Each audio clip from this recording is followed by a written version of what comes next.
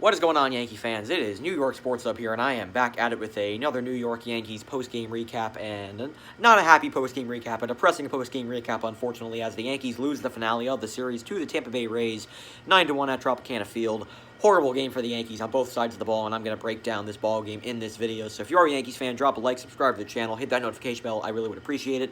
And also make sure to stay tuned for my Knicks video coming up right after this. I'm going to talk about the state of the Knicks, talk about tonight's game, which was a great game for the Knicks, a huge win as they keep their contention alive for getting the 4 seed. So big win for the Knicks tonight. I'll talk about that. I'll talk about the Knicks win and pretty much my expectations for the Knicks going into the playoffs in that video coming out right after this, so make sure to stay tuned for that. But anyway, let's get into tonight's Yankee game. Jamison Taillon got the start in this one, and I was very, very disappointed by the way he pitched. I thought Jamison Taillon was really, really bad in today's game. I thought he was really, really bad. He made a lot of mistakes. He could not put hitters away. He threw a lot of pitches. He threw a lot more bad pitches than he did good. He just did not look good. There are starts where Jamison Taillon looks like he can be a Cy Young contender, and there are starts where he looks like he shouldn't be pitching in major leagues. He just did not have it tonight. And when you're going up against one of the worst offenses in the league, I expected a little bit more out of Jamison Taillon. And with Jordan Montgomery pitching 6 innings of 1-run ball in Game 1, I think this proves that Jamison Taillon is the number 5 starter on this team. And I hate to admit that. I really expected him to be the number 3, but he's the number 5 right now. And we need Luis Severino back in the worst way. Good news is Luis Severino did throw today, and he's going to be back very soon. The velocity looked good. I was watching the highlights of him throwing on the mound down in Tampa. I thought Luis Severino looked really good, so let's hope that Sevy comes back very soon because we need him, because Jamison Taillon is just not cutting it right now. I don't know if he'll make the rotation by the end of the season. I don't even know if he'll be in the playoffs rotation at this point because he's just not pitching well.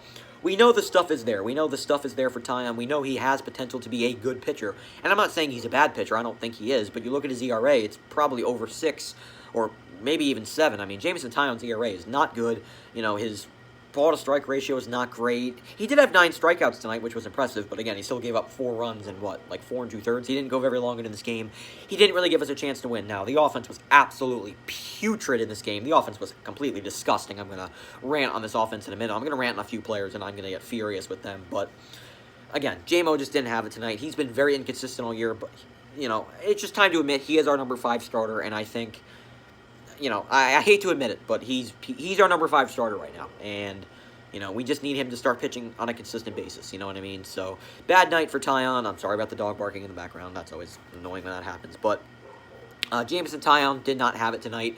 As for the bullpen, we didn't really pitch any of our big-name relievers. Michael King pitched like an inning and 2/3. He gave up the home run to Arozarena. He was bound to give up a run at some point. He's been great all season. I'm not going to get mad at him. I still didn't think he was that bad, but again, gave up the home run to Arozarena. Again, the offense wasn't doing anything, so we really cared at that point. Justin Wilson continues to struggle. He was horrendous today. He gave up the 2-run bloop single to Meadows, gave up 2 more runs. Wilson was bad. Wilson was really, really bad in this game. He continues to struggle yet again. His ERA is way up. I think it's in the 8s. He's been really bad this year. Again, this offense, man. This offense this series was absolutely atrocious. I understand the Rays are a good pitching team. I understand that. But this offense has been disgraceful. We scored, 5 runs in 3 games this series. 5. That is pathetic. There are certain players in this lineup that I just cannot stand. Mike Ford is awful. Can we please DFA this guy? I have had it with the Mike Ford experiment. This guy is absolutely dog crap. I mean, he grounds into a double play with 1st and 3rd, 1 out. We had a chance to get a rally going, and he grounds right into a double play and ends the inning. Mike Ford is absolutely garbage. I've had it with him. Clint Frazier, this guy sucks. I'm sorry. I mean, he's sitting at 140. Clint Frazier has got to go. Brett Gardner has got to start at left field because he's not much worse than Clint Frazier. I don't know why the hell we traded Mike Tauchman. Now, Wandy Peralta has actually been pretty good for us, but he's not a part of the future. Mike Tauchman's a guy that has high upside, that puts the ball in play. He plays good defense out in the outfield. Why are we trading him? We should have traded Clint Frazier to the Giants for Wandy Peralta. What is the point of keeping him? He is an automatic out at this point in the season. I'd rather have the pitcher hit than Clint Frazier. He is awful at the plate. He was very good last year, but this year he has been absolutely atrocious. I'm done with Clint Frazier. I'm done.